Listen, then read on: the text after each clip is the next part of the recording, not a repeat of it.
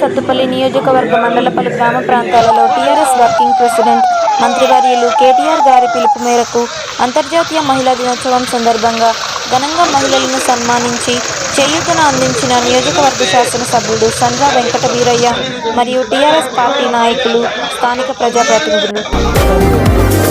మరో మెడికల్ కళాశాల ఖమ్మం కేంద్రంలో ప్రకటించిన ముఖ్యమంత్రి కేసీఆర్ గారికి ధన్యవాదాలు తెలియజేస్తున్నాం.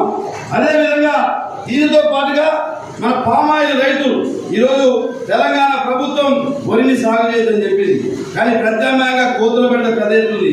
ఇలా ఆకుకూరలు కానీ, కూరగాయలు కానీ, పండ్ల తోటలు కానీ పెద్ద ఎత్తులు దెబ్బతింటున్నాయి. పామాయిల్ కోసం వేల మంది రైతులు దరఖాస్తు చేసుకున్నారు. ఈరోజు పామాయిల్ సాగు చేసే రైతుల ప్రోత్సాహం కోసం 1000 కోట్ల రూపాయలు బడ్జెట్ విషయంలో కానీ, వైద్య రంగానికి సంబంధించి కానీ, మనమురు మనబడి మన నిరుపేద పిల్లగాళ్ళు స్కూల్లో చదువుకుంటే చాలా మంది అప్పు చేసిన నా కొడుకు ఇంగ్లీష్ మీడియంలో చదవాలని చెప్పి మనందరం భావిస్తున్నాం. ఈరోజు గ్రామీణ ప్రాంతంలో చదువుతున్న పిల్లగాళ్ళకి భాష మీద పట్టు లేక, అవగాహన లేక, విజ్ఞానం ఉన్న 10కి 10 మార్కులు వచ్చినా, ఇంటర్మీడియట్లో మరి డిక్టేషన్ వచ్చినా కూడా ఆంగ్ల భాష మీద లేక ఇంటర్వ్యూలో మనం ఫెయిల్ అవుతున్నాం.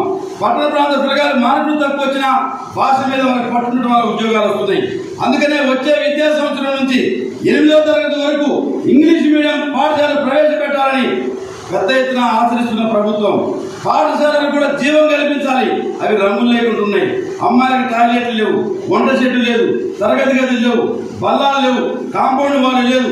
ఇట్లాంటి వాటికి 7,250 కోట్ల రూపాయలతో మొదటి విడతలో తెలంగాణ ప్రభుత్వం మనబడి మనకింత గ్రామీణ ప్రాంతంలో పాఠశాలకు మహర్దశ పట్టించే విధంగా గొప్ప కార్యక్రమానికి బడ్జెట్ లో శ్రీకారం చుట్టిన మన ఆర్థిక శాఖ మంత్రులు హరీష్ రావు గారికి కూడా మనం ప్రత్యేక ధన్యవాదాలు తెలియజేస్తున్నాం. వ్యవసాయ రంగం గతంలో ఏ స్కీములు అయితే జరుగుతున్నాయో వాటిని యథాతథంగా ఉంచుతూనే మన పేదలు, నిరుపేదలు చాలా మంది ఏ ఊరు పోయినా నాకు ఇల్లు కావాలని అడుగుతున్నాం, పెన్షన్స్ రాలేదని అడుగుతున్నాం. పాపం భర్తలు కోల్పోయిన వాళ్ళు చాలా మంది ఆ ఊరికి పోతే ఒక సెంటర్లో కూర్చుంటారు. ఏ నాయకుడు మేము వచ్చే చెప్పకపోయినా తెలుసుకొని ఆ రోజు వచ్చినా మాకు బాధ అవుతుంది. కానీ ఈరోజు ఏప్రిల్ 1వ తారీఖు నుంచి అట్లాంటి వారందరికీ కూడా పెన్షన్ ఇచ్చే గొప్ప కార్యక్రమానికి తెలంగాణ ప్రభుత్వం శ్రీకారం చుట్టడం జరిగింది. ఈ కార్యక్రమాన్ని మనం ప్రజలకు తీసుకెళ్ళాలి. ఈ కార్యక్రమాలే మనకు శ్రీరామ రక్ష. ప్రజలే మనకు హైకమాండ్, ప్రజలే మనకు దేవుడు, దైవం. ఆ దిశగా నాయకత్వం మనం పనిచేసి ఈరోజు కేసీఆర్ గారి యొక్క అభివృద్ధి సంక్షేమ కార్యక్రమాన్ని ప్రజలకు తీసుకెళ్లే విధంగా మీరందరూ పనిచేయాల్సిన అవసరం ఉందని చెప్పి పేరు పేరున విజ్ఞప్తి చేస్తూ ఈ యొక్క అంతర్జాతీయ మహిళా దినోత్సవం సందర్భంగా మీకు 1,116 రూపాయలతో పాటుగా మరి ఒక చీర పెడుతూ ఈ ఒక్కసారికి మరి సీటు ఇవ్వాలని మామూలు అనుకుంటున్నారు. కళ్యాణ లక్ష్మి లబ్ధిదారులకు వారికి మరి శుభాకాంక్షలు. మరి లబ్ధిదారులకు ఒక స్వీట్ కూడా ఇవ్వాలని చెప్పి మన నాయకత్వం ఆలోచించింది. అందుకు వారికి కూడా ధన్యవాదాలు.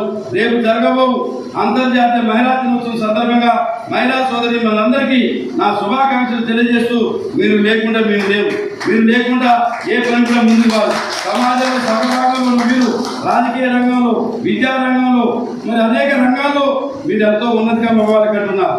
ఈరోజు అనేక మంది మొన్న ర్యాంకులు వస్తే 10 మందికి 7 మహిళలే డాక్టర్ స్టాఫ్ వచ్చారు. నిన్న అమ్మాయిని సన్మానం చేసిన మన సత్తుపల్లి నియోజకవర్గంలో 7 నిరుపేద పిల్లగాళ్లకు మెడిసిన్ సీట్ ఉచితంగా వస్తే 6 అమ్మాయిలు వచ్చారు. ఒక్కొక్కరికి 50,000 రూపాయలు ప్రతి సంవత్సరం వాళ్ళకి ఫీజు కట్టే విధంగా మన కర్నూలులో సన్మానం చేయడం జరిగింది. 7గురిలో 5 ఎస్సీ అమ్మాయిలు, ఒక అమ్మాయి ముస్లిం, ఒక అబ్బాయి బీసీ. అంటే నిరుపేదలు, కింది వర్గాలు ఈరోజు మెడిసిన్లో ఉచితంగా సీట్ వచ్చింది, గర్వకారణం. వాళ్ళందరూ సన్మానించడమే కాకుండా 5 సంవత్సరాలకు ఒక పిల్లగాడికి 50,000 రూపాయల అక్కడ ఫీజు ఇచ్చి వాళ్ళు సన్మానించే కార్యక్రమాలు చేస్తున్నారు. ఇట్లాంటి అభివృద్ధి కార్యక్రమాల్లో పోటీ పడాలి, ప్రజలకు సేవ చేసే దాంట్లో పోటీ పడాలి. విధ్వంసకర రాజకీయాలు చేస్తే అంతమైపోతారనే విషయాన్ని అందరూ గమనించుకోవాల్సిన అవసరం ఉందని చెప్పి ఈ సభా వేదిక ద్వారా విజ్ఞప్తి చేస్తూ మీ అందరికీ నా హృదయపూర్వక నమస్కారం తెలియజేస్తూ సెలవు తీసుకుంటున్నాను.